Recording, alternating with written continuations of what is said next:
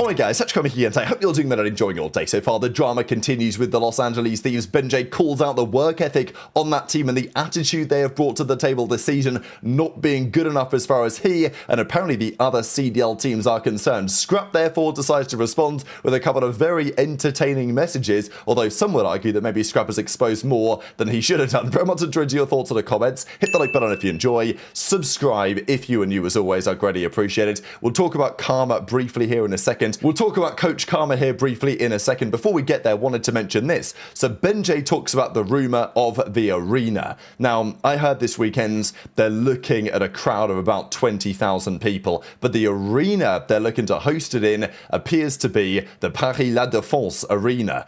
So with 40,000 people potentially there in attendance. At least that's the cap of the venue. I think it has a 45,000 capacity. So we're back on Google Maps, baby. You can see Birmingham up here. That's of course where the second event is. We zoom into Paris. You'll see the airport. Charles de Gaulle is up here. I was actually there yesterday on the flight back from Dallas. So it's actually, because it's on the same side of the city, it's probably easier to get here than it is to get to, like, to go through Paris or something. But anyway, that's where people will fly into probably, and then make it over here to the arena itself. And let's just have a look at some of these images here, because they held the swim in there. I didn't actually know about this. This is where they held the swimming at last year's, or a couple of years ago's Olympics in Paris, which is, I mean, look at this venue, right? So I'll go through a couple of images here. You can host all sorts of games, and obviously, I mean, they've done like dirt biking, and there's all sorts of possibilities with this arena. So I think that's the key takeaway, that I think that's what they say, for a concert style venue, like events, they can host up to like 45,000 people here.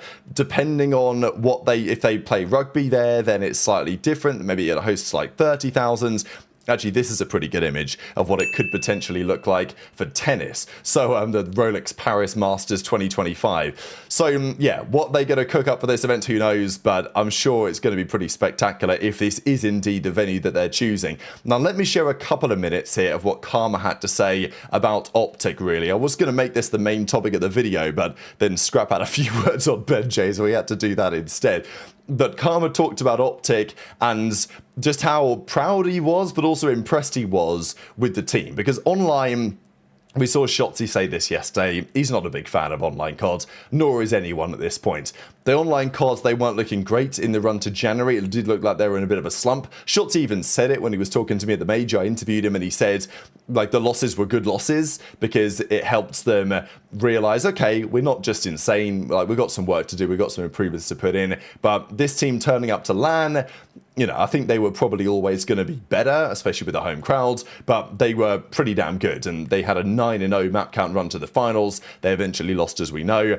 But Karma says, look, I'm confident in the team. They're super willing to learn, to try new things. They want to get better. And this is a very relevant discussion when it comes to what BenJ says on Thieves in a second, when he's like, does this mentality really apply to a team like Thieves with unbelievable talent on their roster, but no results to speak of yet? I mean, it's like I said, you know, I know we didn't get the dub, but I tried telling y'all not to worry. The people that listen, they knew. Tried telling everyone not to worry. So I think the guys were pretty disappointed at first, but I think after everything settled down, I think they realized, like, we're still fucking God. Like, we literally just lost 3 searches. And probably should have won one of them. I don't think you understand, like, I'm just so confident in these guys, bro. They're all, like, just so willing to listen and try new things, and they just want to get better. Oh, parking the bus? Nah, not really. Like, it's like I was saying, I think when the Falcons started it, like, and it wasn't even like a disrespect, but I think they started it because they're really bad at, like, actually capping the overload. I don't think there was an overload after the break that they won by more than 1. And it's not even like a knock to them. I think they were just really struggling, like, cap the ball. I think they did improve a bit from when they first started playing. So props to them. Nah, park the bus was never really talked about. The only time I heard park the bus be brought up was the end of the exposure. Merc said, yo, park the bus. And they were like, nah, we're capping this shit or something like that. A little bit of exaggeration, Alvin, but like, dude, I don't think we had like we definitely didn't have more than 5 losses on any map. So BenJ talked about this a couple of weeks ago on stream leading up to the major about the work ethic and the mentality behind the scenes at Thieves. And he mentioned on stream that a couple of teams weren't very happy about Thieves turning up a little bit later. And well, he doubles down on that take here we shall see in a second. So Ben then talks about Scrap and his performance so far. We look at the numbers here on Breaking Point. He's got a 1.02 overall. That's only 20th in the league, 11th in hardpoint, 30 seconds in overload. And look, his numbers are not good compared to where Scrappy has previously been. Now, of course, his engagement's still very high. Yes, is his damage output still very high? Scrap is still a quality, impactful player on this game. And look, even for players like Simp, we've seen them have a down year or two. I think it was, well, for aBeZy it was Vanguard. For Simp it was Modern Warfare 2, where he wasn't particularly good. And, well, he was still good, obviously, but, you know, compared to their previous level, they've said. So, look, could Scrap have a down year this year and then be back the coming years? Yeah, players are due them at some point. But also, for aBeZy in Vanguard, the cause of that down year for him individually was, as he admitted after the fact, he hated that game. He was not a big fan of Vanguard. He didn't particularly want to grind it as previous titles. Of course, there was also fresh from the back of a world championship winning Cold War. So it's, you know, maybe more understandable than this Scrap situation if that is what is going on. But we know that Scrap has been very critical of Overload as a game mode. He's not a big fan of it. And look, other teams probably aren't a big fan of it as well. But Karma said with OpTic, they put a lot of work in to improve their overload going into the major. They might not have loved the game mode, but they put the work in to improve, to work on some new ideas, and it came up spades for them in the tournament. So BenJ then doubles down and says a lot of teams were unhappy with how late Thieves would show up to scrims. They either don't like the game, they don't like overload, or they don't like playing with one another. They're not professional, they've got to lock in, they've got to lock in right about now. Like, of all of the splits, because he's normally like an undeniable player. I'm not saying he's playing bad. He's just playing mid. His entire stage 1, I think he was just bro. You know what I'm saying? Like, not bad. He's just But like, where the next Saban is like not enough. It's, you know, not enough for them to like win events right now amongst themselves. Guys, I'm going to be honest with Thieves. I'm going to give some more intel. Ready? A lot of teams were very unhappy this split with how late Thieves would show up to scrims. They're not... There is a lot of chatter this team is just like behind. And that, you know... You could say like, oh, well, it's, you know, saying they're just not locked in. They're not professional enough. Like they got... Bro, it's just shit that I said in the winter, bro. It's a shit that I said in November, October, fucking September, fucking December. Brother, they're a very talented team. They may have more talent than most of the teams in the league, if not potentially all the teams in the league. But like, they either don't like this game, don't like overload, or don't like playing with each other at the moment. And like, they gotta lock in, bro. Because they're too good to play the way they're playing right now. So off the back of this, BenJ then does the Codcast stream last night, and Scrap comes in the chat and says, bro, Ben, KYS. Right, so of course this is the other side of what you guys might remember what Clayster said to Scrap back at that LAN a couple of years ago. I think it was like Clayster's last ever tournament before he retired or whatever. Scrap knocked him out, and Clay said, oh bro, Scrap, kill yourself or whatever. And it's still pretty hilarious. Scrap then drops the same thing in BenJ's chat. Now, BenJ's like triple question mark, and then Scrap doubles down and says the following: yo chat, Ben's saying we are late. Now, so there's a couple of things here.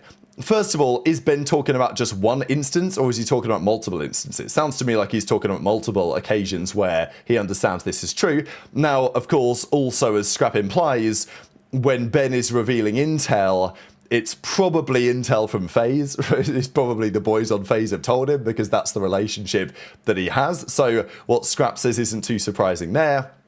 Scrap says, yo, this fool just dick eats on the daily or whatever. But Scrap goes on to say this. We got back from LA at 11:30 a.m. on a 6 a.m. flight, and we had to torch scrims for a bit because we were exhausted. Who was it against FaZe? This can't be recently, right? Because obviously the event was in Texas, but maybe for that tournament or the K-Sun tournament or whatever it was, I don't know. They flew back from LA for some reason, and they ended up in Texas. So, yeah, it's about a 3-hour flight that I did a few days ago, and obviously it's 2 hours ahead. So, yeah, it's about 5.5 hours. Now, a bit confusing to me this, because it's like, okay, sure, you've got a 6 a.m. flight, the team's going to be tired, you're getting back then, great. But also, like, look, you know you got scrims today, so either you chalk them up, you tell Sender, you tell Shane, like, look, let FaZe know we can't scrim today, we got this early flight, by the time we get back, we're going to be exhausted.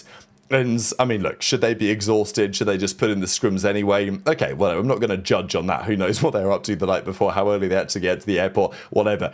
The point is just like, I get BenJ's take on professionalism, right? Like, as a team, if you're getting back to Texas at 11:30, by the time you've got back to the, you know, to the facility to try and play some scrims, maybe you've got to chalk it up today. Certainly you chalk up the first set. Okay, sure. So you tell FaZe, right? Or you tell them in advance. Say, okay, it's probably not going to happen today. But yeah, they chalked this one up, but I'm not sure this necessarily, it doesn't disprove BenJ's narrative, right? And I think that when you look at the team, and at least as a recording, Neum isn't there yet, but they certainly have the option on bringing him on. You know, you look at their numbers this season, it's obviously not great by any means, but it's not great across the board, right? HyDra's not been very good, Scrap's not been very good.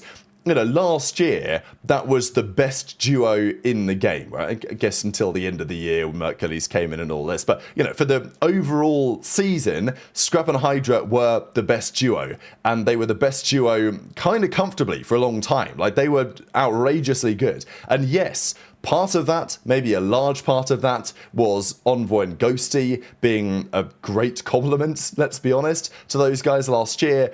But it's also, I think there's more to it than that, right? It does appear that this year they're just not so locked in, and they're on a big salary. At the end of this year, they're out of contract.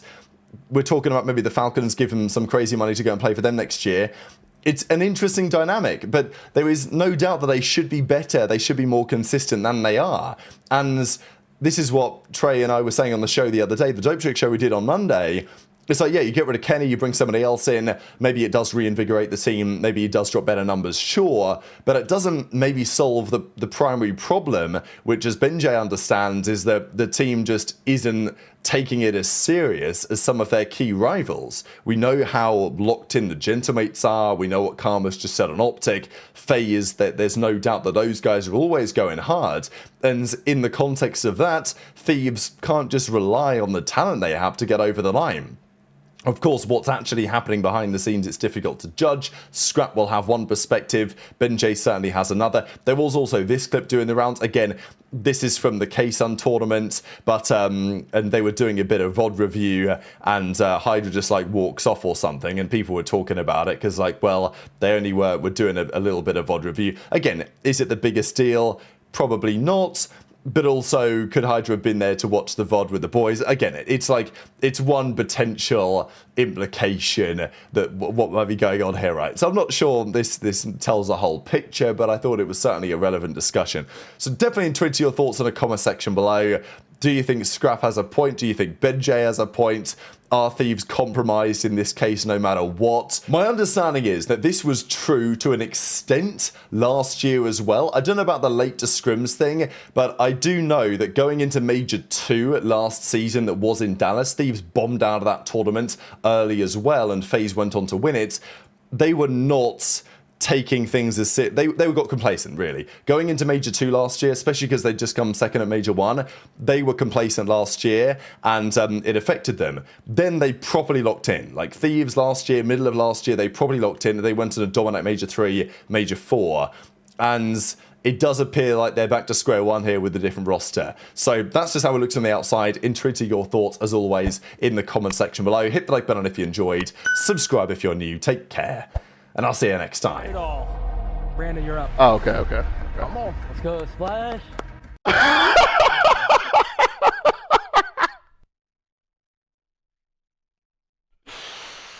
Oh, God, man. get his splash. Let's get his splash. Brandon has to fuck with it.